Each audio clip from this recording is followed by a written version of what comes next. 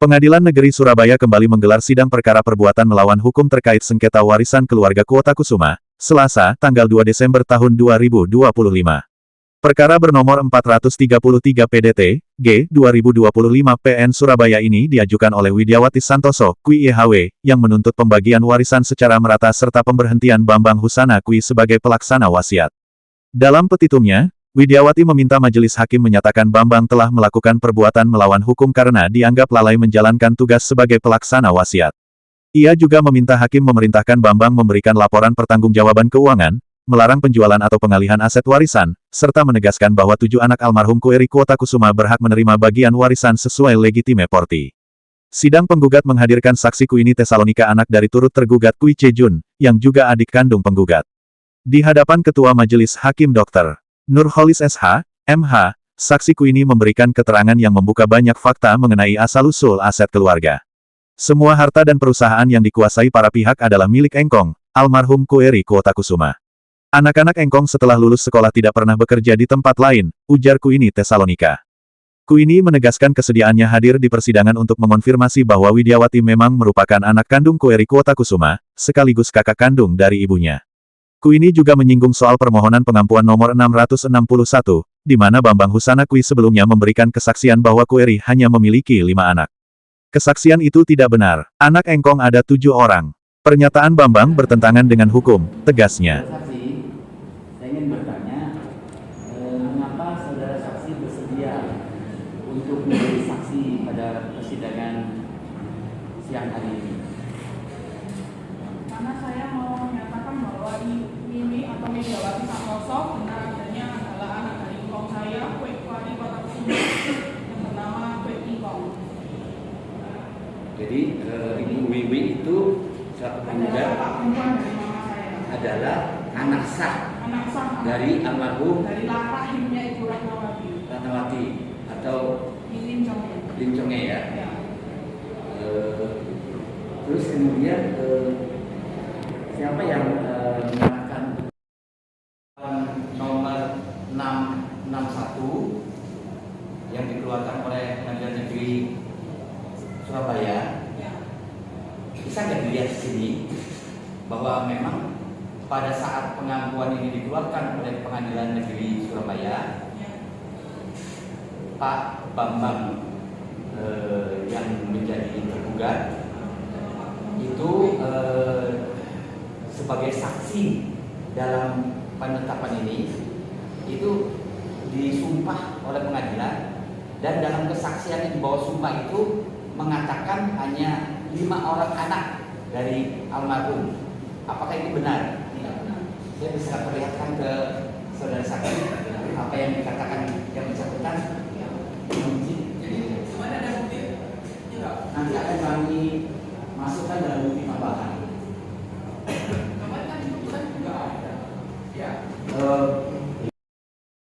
Gugatan belum ada satupun yang dilaksanakan. Nah, jadi saudara saksi tahu apakah tanah itu kemudian dijaminkan untuk kredit PT-PT itu yang dijelaskan tadi oleh kami di depan itu, memperlihatkan kepada saudara saksi nama-nama keluarga itu yang menikmatinya. Ya, saya sebenarnya nggak boleh tahu, tapi kan saya akhirnya tahu kan. Ya itu sebenarnya saya tanya-tanya, karena kan tidak seharusnya dijaminkan. Itu masih nggak waris mama tadi Widiawati Santoso. Saudara saksi yakin kalau aset PT yang namanya Geraha Bintang itu yang berada di Balikpapan itu adalah bagian dari warisan Engkong? Iya. Ada dalam wasiat? Ada. Pernah lihat wasiat? Ditutup-tutupi. Ditutup-tutupi. Kenapa ditutup-tutupi? Ya sampai saat ini tidak pernah ada inisiatif untuk kumpul keluarga untuk membicarakan wasiat. Setiap kali kita mempertanyakan dari pihak mama saya ya, dari Widiawati juga nggak ada inisiatif dari mereka untuk ketemuan untuk ahli waris. Padahal Engkong itu kan meninggal pada tahun 21 Desember. Ini kan udah mau Desember. Berarti ditutup-tutupi sampai dengan 5 tahun ini. Ya pokoknya susah saja untuk menyelesaikan waris ini. Mereka dibeli. Nggak pernah ada pertemuan keluarga. Nggak ada, kontak aja tidak. Mereka tidak mau dikontak. Jadi kayak dikontak itu cuma dia nanti sibuk atau apa gitu. Jadi sampai dengan sekarang, walaupun sudah lewat dari 5 tahun sejak engkau meninggal, belum pernah ada omongan mengenai masalah wasiat itu. Tidak ada. Nggak pernah kumpul keluarga untuk bicara. Bicara Agak membingungkan. Jadi kita harus membatasi antara PT miliknya engkau dan PT sesudah engkau meninggal.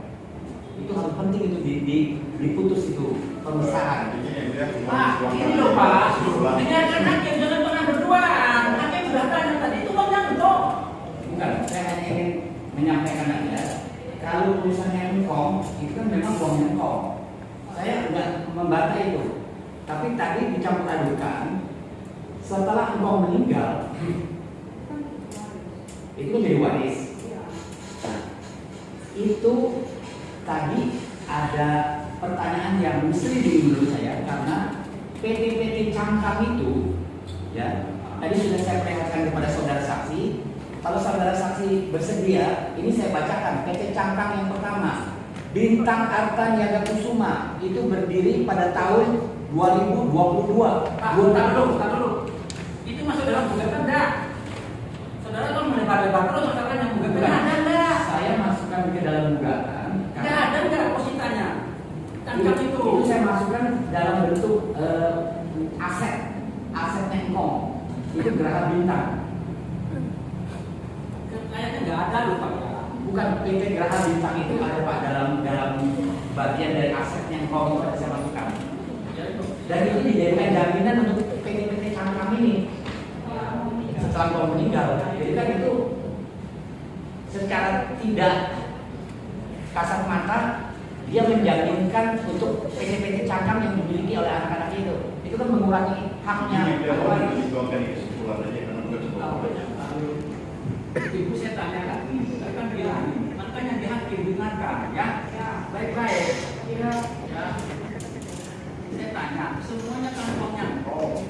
Tadi udah bilang ya, sama semuanya engkau. Nah, sekarang saya tanya terakhir lagi, setelah meninggal engkau, harta yang harta yang seluruhnya itu, hartanya engkau itu diberi nama atau dipindah tangankan. Apa aja harta itu? Saya nggak tahu. Nggak tahu ya. Kalau ditanya ini kok tahu. Selain itu, kuasa hukum Albertus Sugeng mengungkap bahwa sejumlah aset dijaminkan sebagai pinjaman bank hingga hampir 50 miliar rupiah melalui perusahaan cangkang milik keluarga. Apa menurut tanggapan jenengan? Kalau saya bilang makin jelas saja bahwa 5 orang ahli waris sebagaimana tadi dijelaskan oleh saksi pada saat mereka membuat pengampuan yang nomor 661 itu, walaupun di bawah sumpah, itu saksi yang menjadi saksi pengampu yang diminta menjadi saksi di dalam pengampuan itu keterangannya tidak benar, walaupun dia menjadi saksi di bawah sumpah loh di pengadilan itu. Karena apa? Karena yang dikatakan saksi itu anak almarhum itu cuma 5. Di persidangan tadi ibu dengar sendiri kan, di pengampuan nomor 661 yang dikeluarkan oleh Pengadilan Negeri Surabaya itu, saksi di bawah sumpah menyatakan bahwa anak almarhum itu hanya 5 orang. Padahal kita tahu sampai dengan putusan Mahkamah Agung yang menetapkan anak-anak dari perkawinan almarhum dan istrinya, ahli waris itu ada 7 orang. Ya. Jadi penetapan pengampuan yang 661 itu menghilangkan anak pertama dan anak paling terakhir. Kalau menurut saya saksi ini makin memperjelas saja kalau almarhum itu punya 7 orang anak, bukan 5. Itu yang pertama satu. Yang kedua, saya bertanya itu makin jelas bahwa pengelola dari aset-aset yang ada itu, ya. Makanya tadi saya klarifikasi terakhir itu adalah untuk memperjelas bahwa kalau almarhum masih hidup itu adalah haknya almarhum. Tapi setelah almarhum meninggal, maka yang berlaku adalah Anak-anaknya. hal-hal setelah itu menjadi bagian dari waris gitu. Nah, dia sudah membuat wasiat. Tapi kenapa dalam gugatan ini kami juga ingin men-challenge Pengadilan Negeri Surabaya, wasiat itu harus sesuai dengan azas KUH Perdata kita, di mana asas KUH Perdata kita itu ada yang namanya legitima porsi. Tidak bisa anak laki-laki dapat bagian yang jauh lebih banyak daripada anak perempuan. Anaknya ada 7, ya kan? Kalau ibu lihat, saya di dalam tas dokumennya, tapi kalau ibu lihat, istrinya misalnya untuk PT, saham-saham PT ya, kita ambil contoh yang paling kecil aja, yang paling gampang. Untuk saham-saham PT, istrinya dapat 20%. Ya.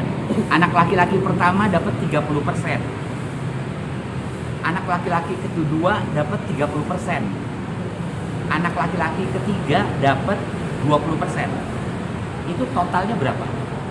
Berarti pada intinya putusan PK yang kemarin adalah putusan pembagian rata. Ya, Itu yang kita inginkan. itu yang diinginkan Ya. dalam putusan gugatan ini ya. Ya. Intinya seperti itu. Ya, itu yang kami inginkan. Jadi jangan kita membeda-bedakan antara anak laki-laki dan anak perempuan. Dibagi rata aja. Bagaimana dengan warisan yang sudah diatasnamakan waris yang lainnya? Kalau tidak Kalau ada saya bilang warisan, ya itu awasnya warisan itu dapatnya dari mana? Kita ganti juga ganti jatuh. Itu kan Saya uangnya izin pulang engkau, engkau kan. kalau dibantu Semua izin harta nanti. itu masuk ke dalam warisan dibagi 7, itu aja udah. Ya enggak. Nah, Albertus, Ya. itu isi wasiatnya itu apa yang nggak diterima oleh klien sebagai penggugat? Karena perbedaan komposisi. Ada tulisan perbedaan Oh jelas. komposisi. Saya Ada surat pernyataan kan? surat pernyataan. Ada kesepakatan dengan pengacara pada Oh, MOM itu. setelah somasi itu, Pak. Iya. Di sisi lain, kuasa hukum Bambang Husanakui, Robert Andreas, menepis keras kesimpulan pihak penggugat. Saksiku ini hanya berbicara berdasarkan informasi yang dia dengar, bukan berdasarkan dokumen. Dasarnya saksi yang dia hari ini agenda saksi. Yang tadinya ada 2, yang berbeda ternyata hanya 1. Kemudian dari keterangan saksi yang di persidangan tadi, baik dari akta wasiat, terus akta turunan itu tidak diketahui. Jadi pada dasarnya informasi atau keterangan yang disampaikan oleh saksi tadi itu hanya berdasarkan informasi yang didengar dari luar. Mas, masalah pengakuan itu memang 5 anak atau 7 anak, Mas? Kalau akta pengampu itu yang mengajukan adalah Pak Wari sendiri, almarhum, dan di dalam akta memang ada 5. Tapi itu tidak membuat pembagian warisan. Jadi ada Terkait apa akte pengakuan? ya Terkait apa isinya? untuk apa pengampu. Iya. Kalau terkait itu saya tidak bisa berkomentar karena saya juga tidak terlalu pelajari. Berarti Karena itu pengakuan- tidak masuk ke dalam jadi pengampu surat pengampu itu tidak masuk ke dalam Pembagian warisan. objek warisan itu. Oh, berarti ada 3 itu tadi ya, yang pengakuan tidak pembagian warisan. Namun yang 2 ini tadi terkait masalah pembagian warisan. Ada 3 yang terkait dengan Iya. warisan. Namun warisan, Ada wasiat, iya. terus Hah? kemudian ada keterangan waris dan ada surat pernyataan. Namun warisan ini apakah sudah dibagi atau belum, Mas? Warisan memang belum dibagi. Kenapa belum dibagi? Karena Ibu Widya belum terima dengan pembagian yang sudah dibagikan berdasarkan wasiat. Tadi dalam surat wasiat itu ada porsinya masing-masing. Tapi Bu Widya sebagai penggugat itu tidak menggunakan pembagian tersebut. Alasannya apa? Alasannya dia maunya dibagi secara legitimate porsi. Artinya pembagian secara merata dan atau pembagian mutlak. Mas, Isi bagaimana? wasiat beda. Ya, Isi wasiatnya itu beda. Kan? isi wasiatnya itu kan ada masing-masing. Yang laki-laki ada yang berapa persen, terus kemudian perempuan berapa persen. Mas, bagaimana dengan perusahaan yang sudah diatasnamakan oleh bagian dari waris? Apakah itu juga bagian dari waris pembagian? Perusahaan yang mereka maksud itu kita tidak komentar karena kita tidak masuk ke dalam objek waris. Intinya seperti itu. Apakah sebelum meninggal Bapak Engkong itu punya hutang, Mas, atau ini? Itu Itu yang saya juga sempat tanyakan ke saksi tadi, tapi saksi menerangkan bahwa tidak tahu ada utang. Terkait aset Bu Widya yang di Singapura, itu kan katanya pembelian persetujuan. Apa itu? Aset Bu Widya yang di Singapura. Aset Bu Widya yang di Singapura itu masih ditempatin oleh Bu Widya sendiri. Sudah di sana jadi apa salah satu aset itu waris. Itu karena mereka yang menggugat, entahkah itu dimasukkan atau enggak, yang jelas itu belum dimasukkan oleh penggugat, tapi itu dinikmatin oleh di dalam maksudnya tidak kelihatannya tidak masuk. Tapi aset yang ditempati Bu Widya itu apakah atas nama Setahu saya aset yang ditempatin oleh Bambang atau apa? Widya Nah. di Singapura itu adalah milik pribadinya Pak Bambang. Oh itu intinya seperti itu. Bukan, anaknya anak nomor Jeju.